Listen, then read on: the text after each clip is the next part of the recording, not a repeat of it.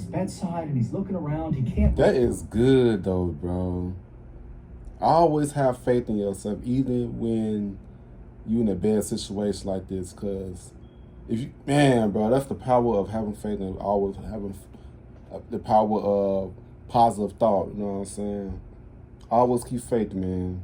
For real, for real. This video could teach you so many lessons. This story could teach you so many lessons, bro. That's dope as hell that he survived, man. At first I was this motherfucker like, damn, did he survive?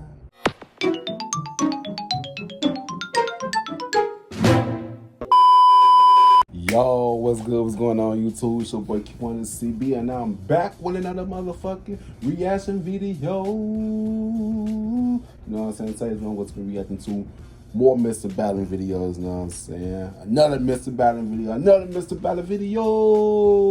You know what I'm saying?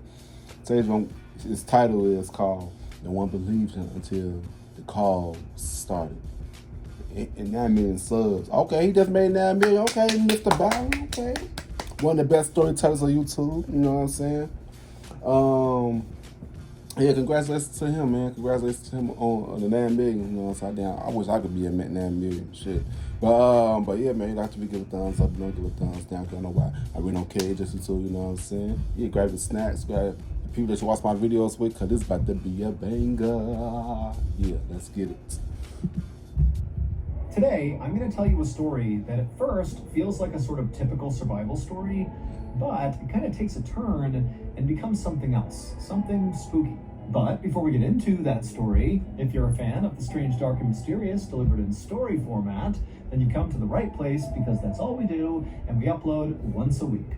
So if that's of interest to you, please offer to mow the like button's grass, but do it in a totally disorganized fashion, leaving huge chunks of uncut grass. Also, please subscribe to our channel and turn on all notifications so you don't miss any of our weekly uploads. Okay, let's get into today's story.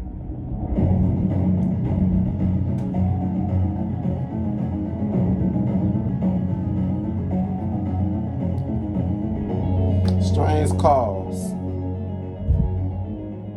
In the early morning hours before sunrise on April 12, 1990, a 31-year-old man named Nathan Neesmith pushed down on the gas throttle of the fishing boat that he was steering just off the coast of Georgia. And as he did this, he expected the boat to naturally kind of kick into a higher gear and go faster. But as he pushed that throttle down, nothing really happened. The boat just kind of sputtered along, going about half the speed that he expected it to go. Confused, Nathan stepped away and began making his way out towards the deck, where his younger brother, Billy Joe, who was actually the captain of this fishing boat, was out there taking a nap. And Nathan figured, if there was any issue with the boat, Billy Joe was the guy to talk to. He would know how to fix it. Now, for context, the two brothers were on the first day of a 7-day fishing trip that actually Nathan was not supposed to be a part of. The crew was originally going to be Billy Joe, the captain, and the one who actually rented the boat, along with Billy Joe's nephew, and also 2 other commercial fishermen. But at the last second, those 2 other commercial fishermen had bowed out, and Nathan and a friend had volunteered to go to round out the crew. Now, Nathan and Billy Joe, they came from a fishing family, but it was really only Billy Joe who had pursued the family business. Now, Nathan was perfectly handy out on the water and did know how to fish and knew his way around a fishing boat, but compared to Billy Joe, there was a massive gap in experience. Billy Joe was the fisherman, and Nathan really was not. But Nathan and Billy Joe were very close, and so as soon as Nathan heard Billy Joe was in trouble and needed some more fishermen, Nathan didn't hesitate to say he would do it. Because really, for their entire lives, that was sort of their dynamic. Even though Nathan was the older brother, it was Nathan who looked up to Billy Joe, and any chance he got, he would do anything to help Billy Joe.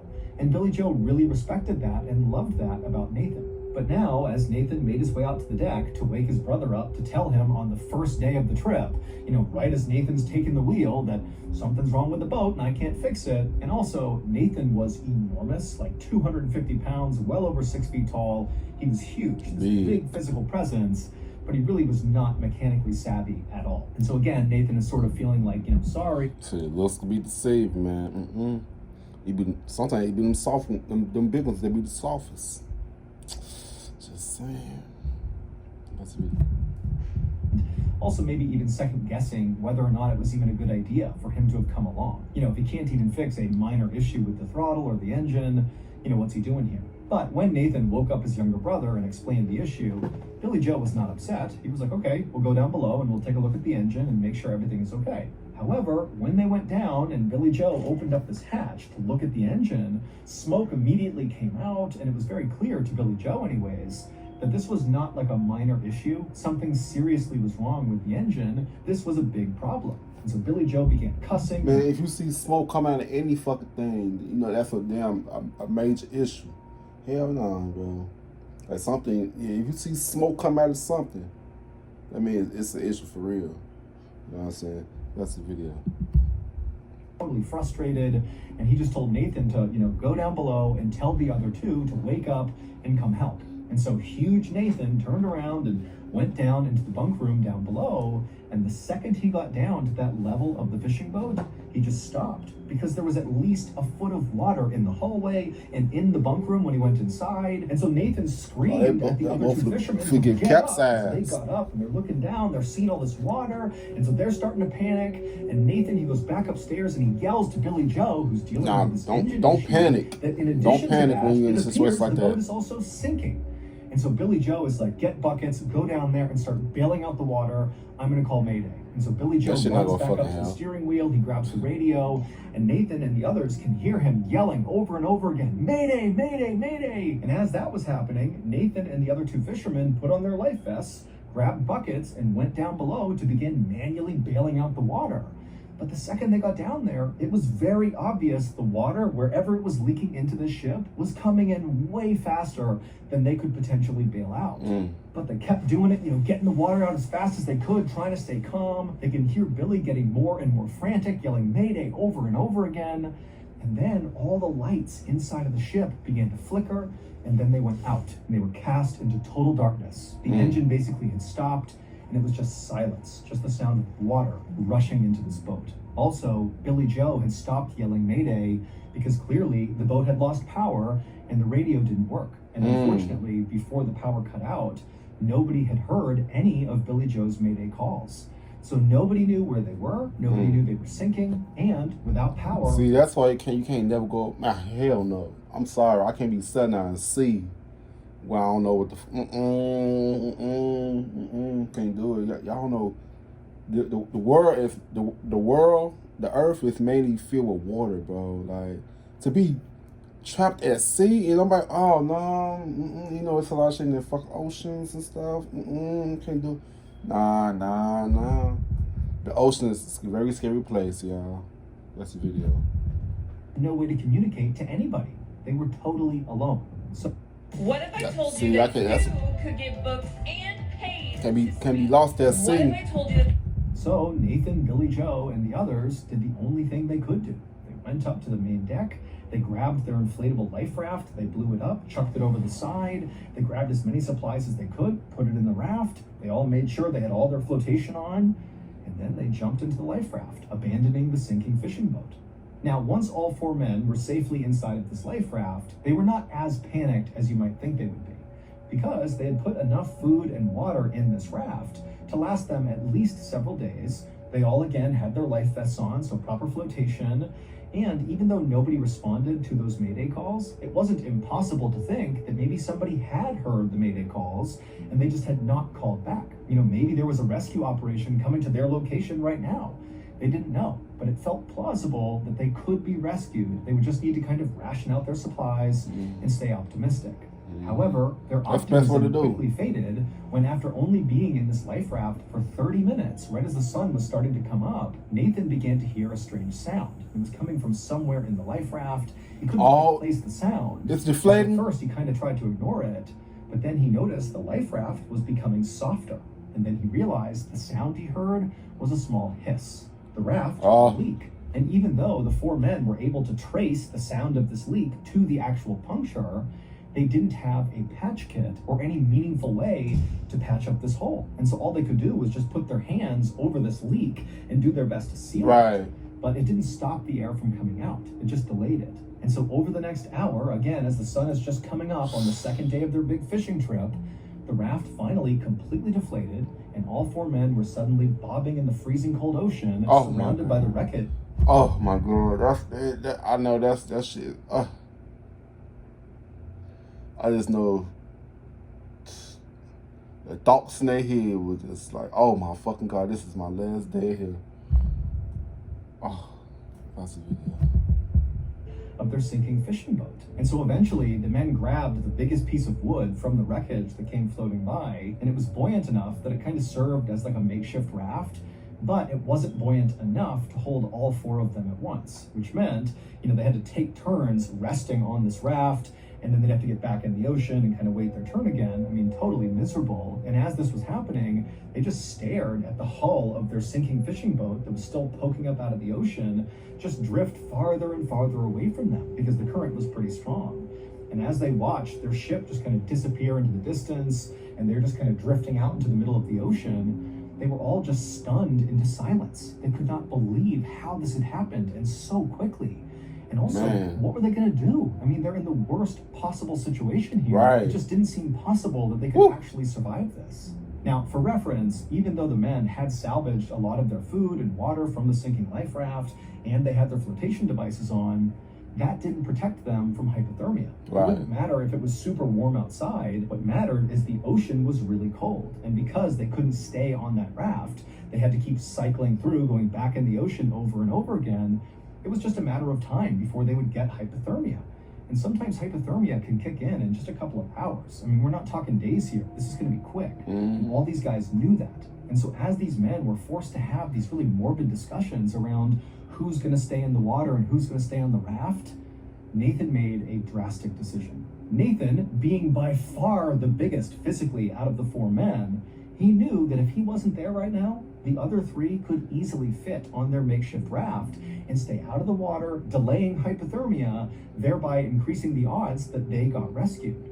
And so Nathan did what he always did, and he turned to his younger brother, who he looked up to so much, who he just wanted to help all the time.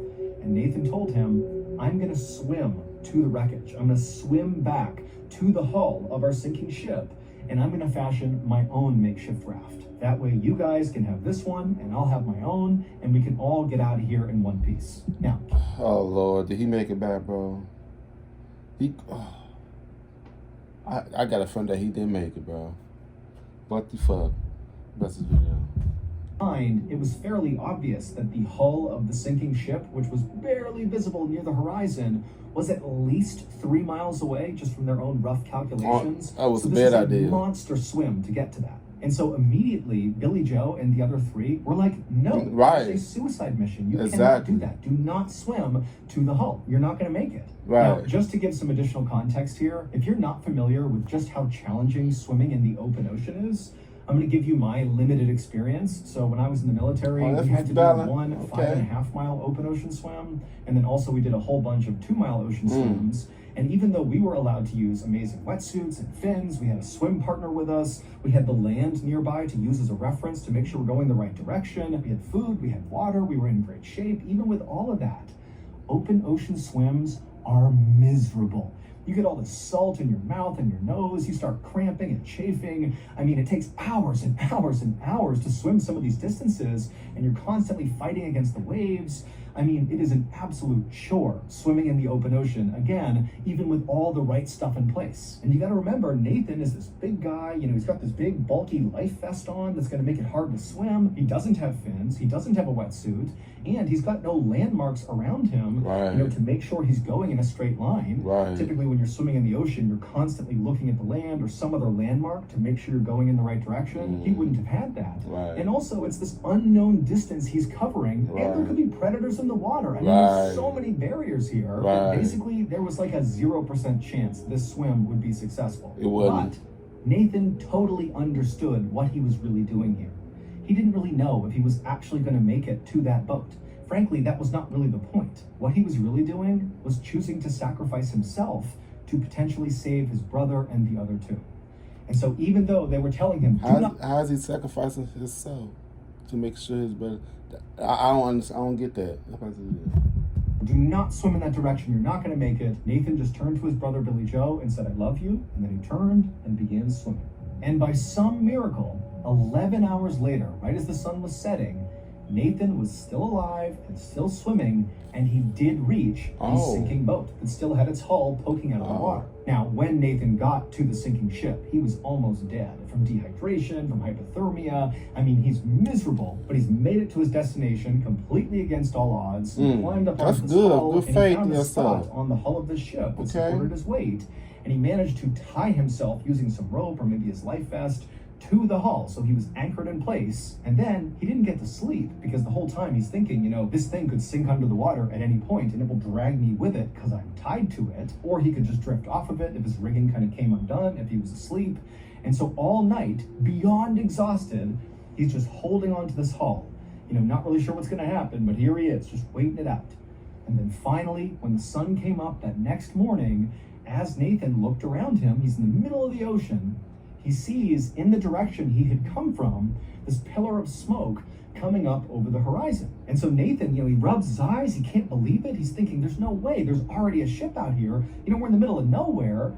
But sure enough, slowly but surely, this massive freighter ship came into view that was very far away. You know, it's not near Nathan, but he can see it clear as day. And where the ship was basically circling was roughly where he believed his brother and the other two fishermen were still floating.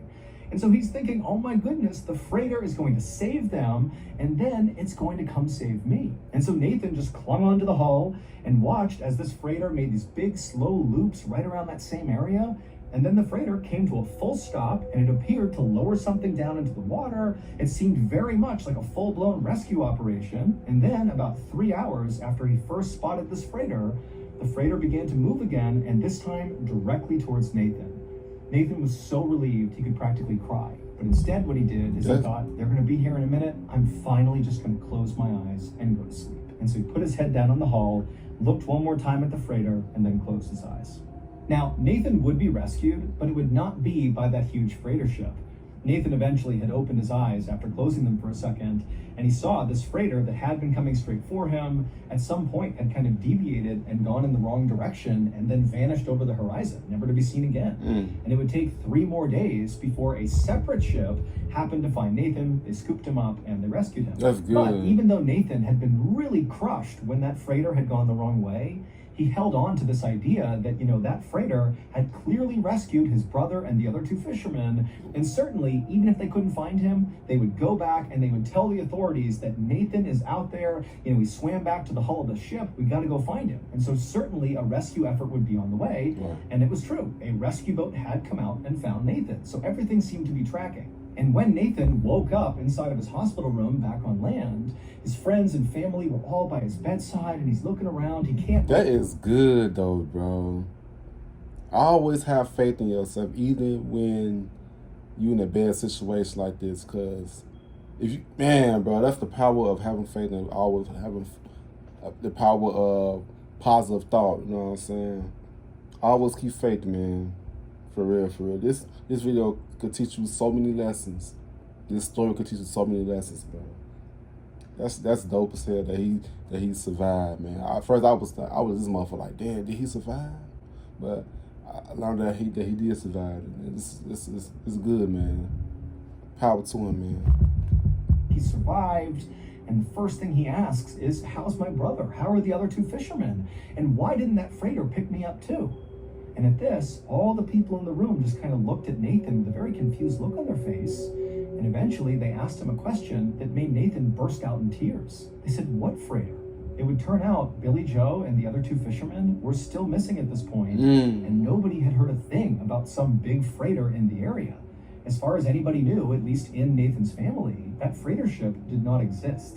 The search for Billy Joe and the remaining 2 crew members went on for weeks and weeks. And while the active search out on the ocean was going on, the Coast Guard and police were searching through every record they could possibly find of basically any ship that was even roughly in the area where Nathan and the others had been. But despite looking everywhere, there was basically no sign that any ship of any kind had been there beyond the rescue operation that eventually scooped up Nathan. And so again, it seemed very likely that that freighter ship didn't exist, and you know, it was possible that Nathan, in his very deteriorated state, had maybe hallucinated it. Although Nathan was adamant, he definitely saw that ship. It did not feel like, you know, a multi-hour long hallucination. It felt like he was watching a ship. He was sure of it. But again, there was just no proof, and so nobody knew what to think of that. And then eventually, even though there was this huge search going on, there was just no sign of Billy Joe or the others, and so eventually the search was called off, and unfortunately, the presumption was Billy Joe and the other two were now dead.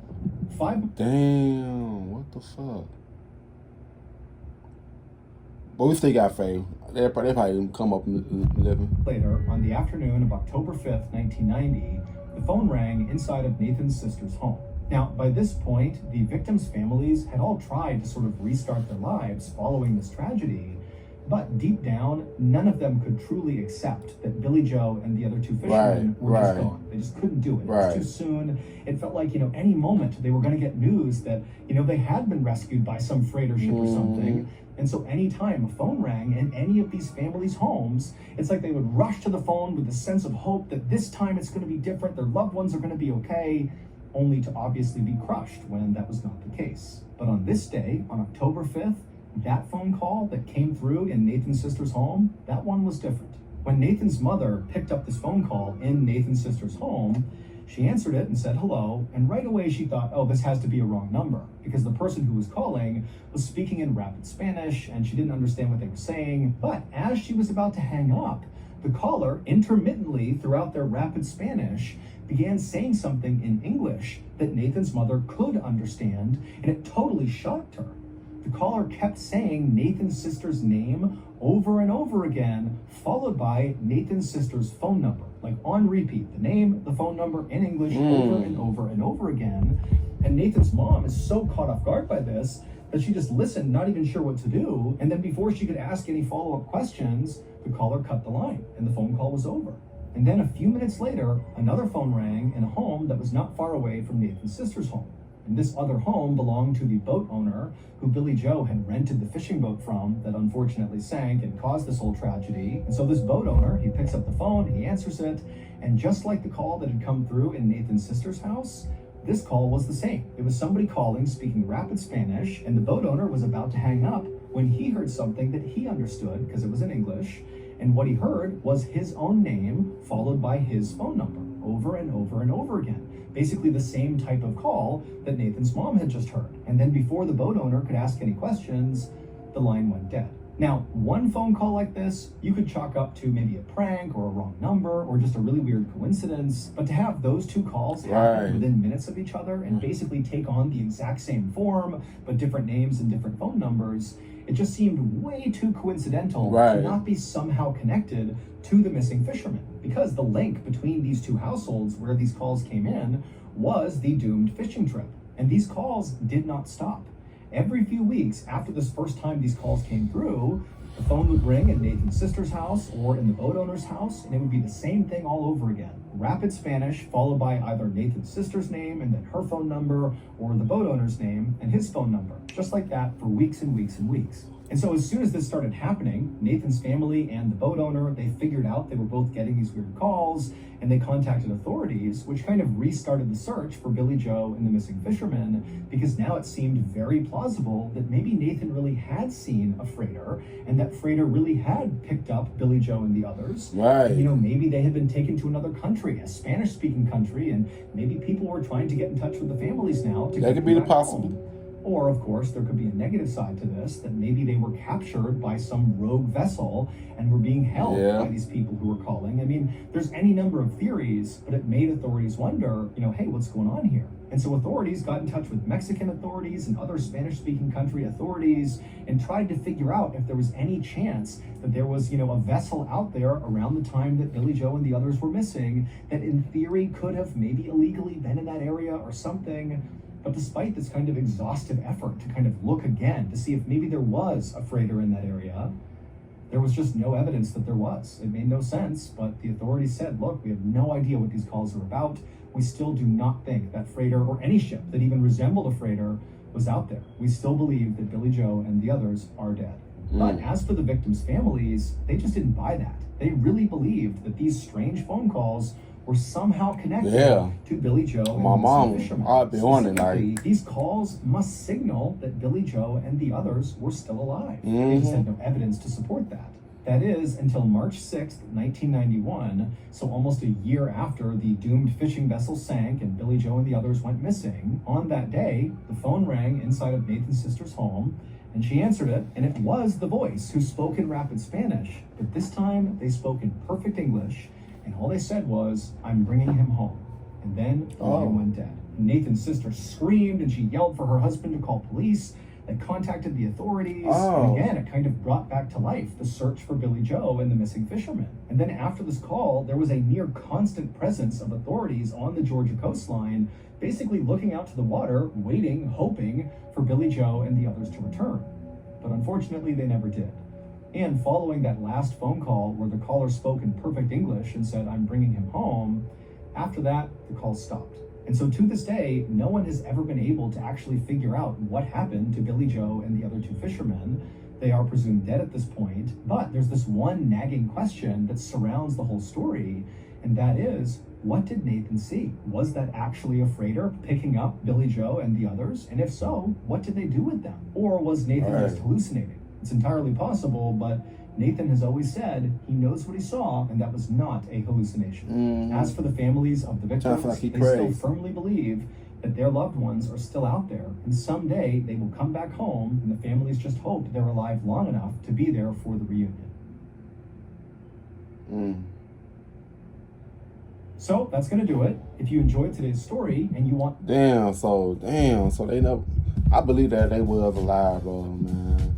But they just never been successful to do it, you know what I'm saying? If you believe something, bro, it's a possibility that it can happen, you know what I'm saying? They kept faith that they were alive, and them calls and stuff. They were alive, bro, but man, it's crazy. This story is crazy. I like this story because I was so in tune, you know what I'm saying? And I'm glad, what's the big dude name? I'm glad that he had faith in himself and he believed, man, he believed that he had faith in himself, you know what I'm saying? My man is going all over the place right now, because my man's all over the place, you know what I'm saying? But yeah, that was a good video. If you like to give a thumbs up, don't give a thumbs down, because why? We don't care this too, you know what I'm saying? You subscribe, see you guys in the next video. I love y'all.